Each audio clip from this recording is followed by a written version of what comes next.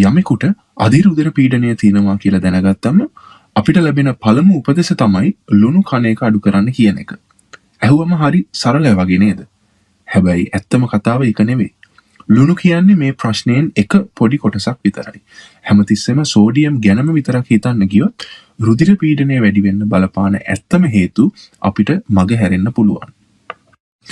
අද මේ වීඩියෝවෙන් මම කතා කරන්නේ බොහෝ දෙනෙක් අවධානය යොමු නොකරන හැබැයි ඔබට අදම වෙනස් කරන්න පුළුවන් රුධිර පීඩනයට බලපාන සැබෑ හේතු ගැන. මේ දේවල් නිවැරදි කරගත්තොත් සමහර විට බෙහෙත් නැතුවම ඔබේ රුධිර පීඩනය පාලනය කරගන්න ඔබට පුළුවන් වේවි. අපි බලමු මේකට බලපාන පෝෂණ ඌනතා, හෝමෝන ප්‍රශ්න සහ පරිපූර්ත්‍රීය ක්‍රියාවලිය මොකක්ද කියලා. මේවා තේරුම් ගත්තම ඔබට හිතේවි ඇයි ලුණු අඩු කිරීම විතරක් ප්‍රමාණවත් නොවන්නේ කියලා.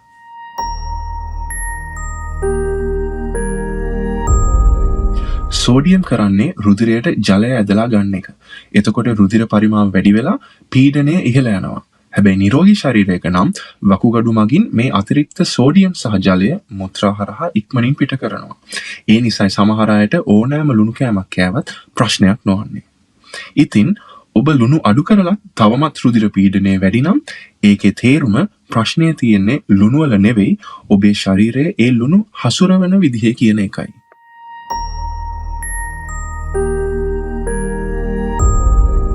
මේ ප්‍රශ්නයට බලපාන ලොකුම සාධකයක් තමයි මැග්නීසියම්. රුධිර වාහිනී සැහැල්ලු කරලා ලේ ගමනාගමනය පහසු කරන්න මැග්නීසියම් උදව් වෙනවා. ඔබේ ඇඟේ මැග්නීසියම් අඩුයි කියන්නේ රුධිර වාහිනී තද වෙනවා. එතකොට පීඩනය ඉබේම වැඩි වෙනවා.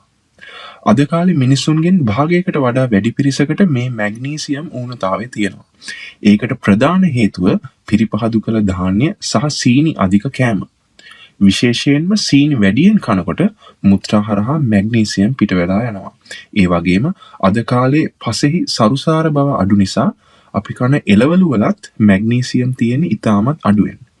පර්යේෂණ පෙන්වා දෙන්නේ සති 12ක් වැනි කාලයක් නිසි පරිදි මැග්නීසියම් ලබා ගැනීමෙන් රුධිර පීඩනය සැලකිය යුතු මට්ටමකින් අඩු කරගන්න පුළුවන් කියලායි.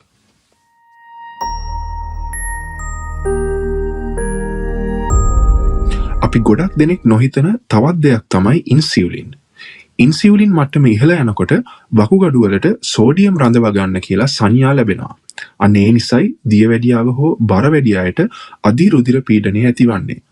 සීනි සහ සැකසු ආහාර අඩු කිරීම ලුණු අඩු කරනවට වඩා රුධිර පීඩනයට ගුණදායක වන්නේ මෙන්න මේ නිසායි.